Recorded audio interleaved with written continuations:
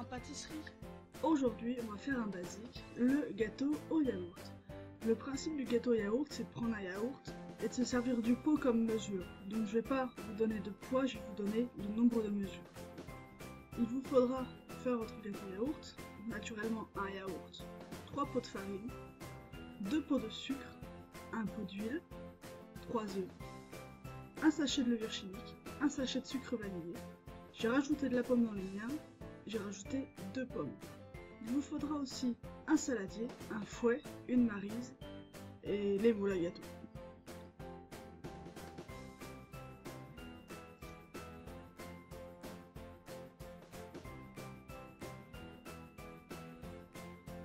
Prenez votre saladier et versez le contenu de votre yaourt à l'intérieur.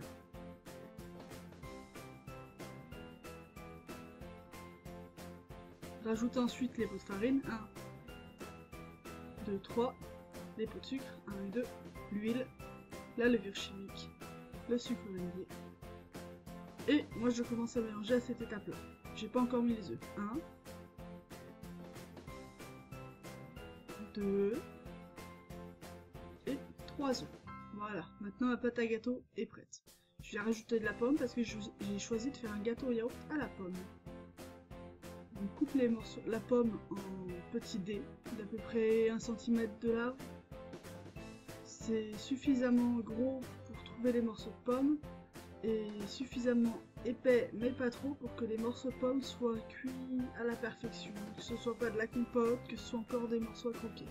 On enlève les parties abîmées, on enlève l'intérieur de la pomme parce que c'est pas bon et on met tout ça dans le gâteau en remuant régulièrement pour bien intégrer les morceaux de pomme. Moi personnellement j'ai coupé toute ma pomme à l'avance et je l'ai mise ensuite dans mon pâte à gâteau. Chacun a sa technique pour couper la pomme.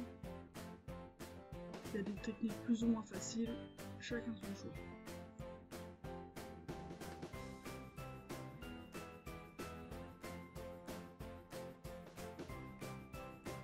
On préchauffe le four, thermostat 6 ou 7, entre les deux à peu près.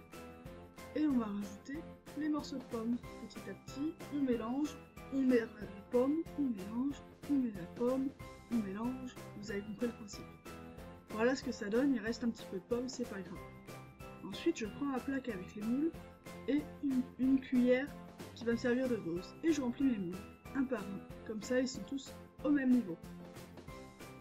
Voilà, j'ai fini la première fournée, je commence la deuxième, il me restait de la pâte. Et on finit en s'aidant de la maryse.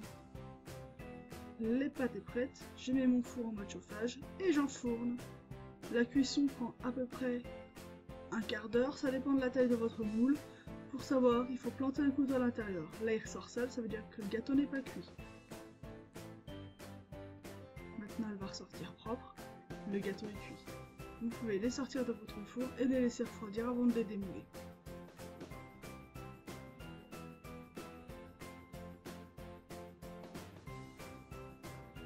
Cette vidéo est maintenant terminée, vous pouvez me suivre sur ma page Facebook en cliquant sur ce panda ou vous abonner à ma chaîne YouTube en cliquant sur celui-ci.